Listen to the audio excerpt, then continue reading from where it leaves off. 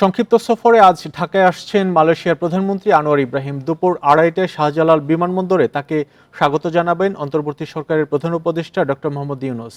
এ সময় মালয়েশিয়ার প্রধানমন্ত্রীকে দেয়া হবে গার্ড অফ অনার। পরে হোটেল ইন্টারকন্টিনেন্টালে প্রধান উপদেষ্টার সঙ্গে হবে ওয়ান টু ওয়ান বৈঠক। এতে আলোচনা হবে অর্থনৈতিক সহযোগিতা, বাণিজ্য, বিনিয়োগ ও শ্রম অভিবাসন সহ দ্বিপাক্ষিক স্বার্থ সংশ্লিষ্ট নানা বিষয়ে। চাওয়া হতে পারে রোহিঙ্গা সংকট সমাধানে সহায়তা।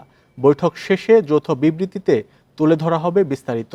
পরে বঙ্গভবনে রাষ্ট্রপতি মোহাম্মদ শাহাবুদ্দিনের সঙ্গে সাক্ষাৎ করবেন আনোয়ার ইব্রাহিম।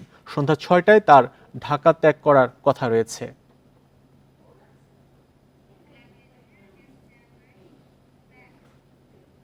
এ নিয়ে আলোচনা করতে আমাদের সাথে যোগ দিচ্ছেন অভিবাসন বিশেষজ্ঞ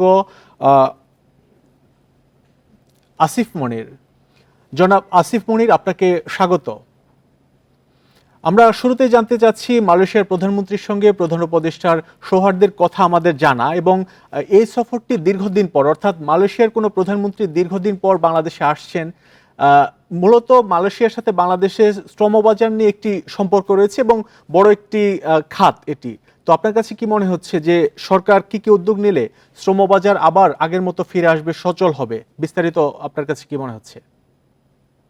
ধন্যবাদ। মালয়েশিয়ার সাথে বাংলাদেশের অনেক দিনের একটা সম্পর্ক শ্রমবাজারের, এবং সেখানে জটিলতাগুলো অনেক দিন ধরে আছে। এগুলো হয়তো সহজে বা খুব দ্রুত নিরসন হবে না, তবে আমরা আশা করতে পারি যে সর্বোচ্চ পর্যায়ে যেহেতু বৈঠকটি হচ্ছে, যদিও অল্প সময় এবং এর মধ্যে আরো অনেকগুলো বিষয় আছে, সবই গুরুত্বপূর্ণ। এই ক্ষেত্রে কিছু কিছু যে জটিলতাগুলো আছে সেগুলো নিরসনের প্রক্রিয়াটা শুরু হতে পারে। অন্তত তারা দুজনে, আমার মনে হয় যে সেই জায়গাটা নিশ্চয়ই তারা আলাপ করবেন যে আমাদের নিরসন হওয়া দরকার এবং সেটার জন্য যা যা পদক্ষেপ গ্রহণ করা দরকার। আমরা দুর্নীতির কথা শুনেছি, বিভিন্ন চক্র রয়েছে যারা এটাকে নিয়ন্ত্রণ করে। তারপরে এর আগে যারা যেতে পারেনি, বিশেষ করে সাম্প্রতিককালে 17,000 অভিবাসী শ্রমিকদের কথা আমরা জানি।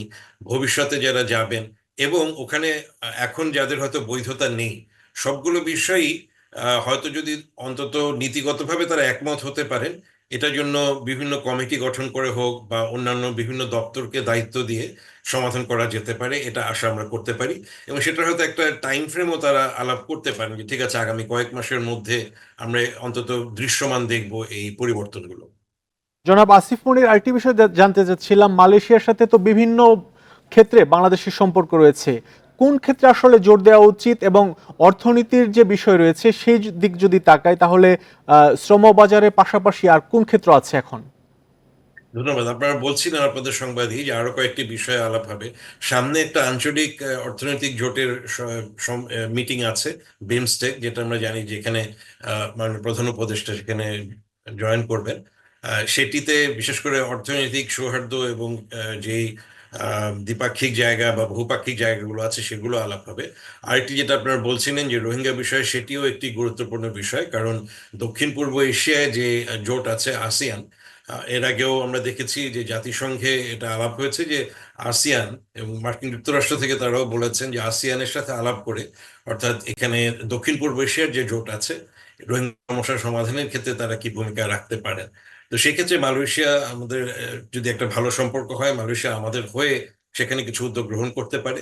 আর এখানে বিভিন্ন সময় আমরা আলাপগুলো করেছি রোহিঙ্গা বিষয়ে, যে অনেকগুলো অপশনের ব্যাপার আছে, তাদের প্রত্যাবাসন হোক, মিয়ানমারের সাথে আলোচনার বিষয় হোক, অথবা তৃতীয় কোনো দেশে যাওয়ার বিষয় হোক, সবগুলো নিয়েই একটা সম্ভাবনা রয়েছে। অন্তত যদি শুরু হয় সেই আলাপগুলো, ভবিষ্যতে সেটার একটা জায়গা দেখব। আমি এই তিনটি দিকে মনে করি যে বেশি গুরুত্বপূর্ণ আমার দিক থেকে মনে হচ্ছে, অর্থনৈতিক জায়গা থেকে রোহিঙ্গা বিষয় এবং অবশ্যই শ্রমবাজারের বিষয়টি।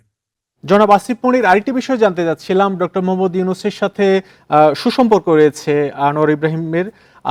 সেই সুসম্পর্কের খাতিরে বাংলাদেশ বিশেষ কোনো সুবিধা পেতে পারে কিনা মালয়েশিয়ার কাছ থেকে? অবশ্যই। দেখুন, আমরা দেখেছি যে খুব দ্রুত, বিশেষ করে সংযুক্ত আরব আমিরাতে আমাদের যারা কারাবন্দী ছিলেন বাংলাদেশিরা, তাদেরকে মুক্ত করার ব্যাপারে সরাসরি তিনি সেখানে রাষ্ট্রপ্রধানের সাথে ফোনে কথা বলেছেন এবং সেটার একটা সমাধান করেছেন।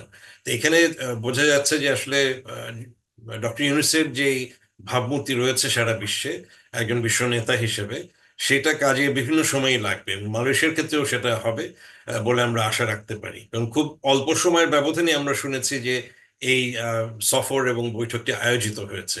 তো এটা একটা দৃষ্টান্ত কিন্তু অলরেডি আমরা দেখতে পাচ্ছি, কিন্তু ভবিষ্যতে আমরা দেখব যে দ্বিপাক্ষিক জায়গাগুলোতে সরাসরি ওনার হস্তক্ষেপ বা ওনার পরামর্শে বিভিন্ন জায়গা থেকে আমাদের এক ধরনের একটা সহযোগিতার জায়গাগুলো বৃদ্ধি পাবে।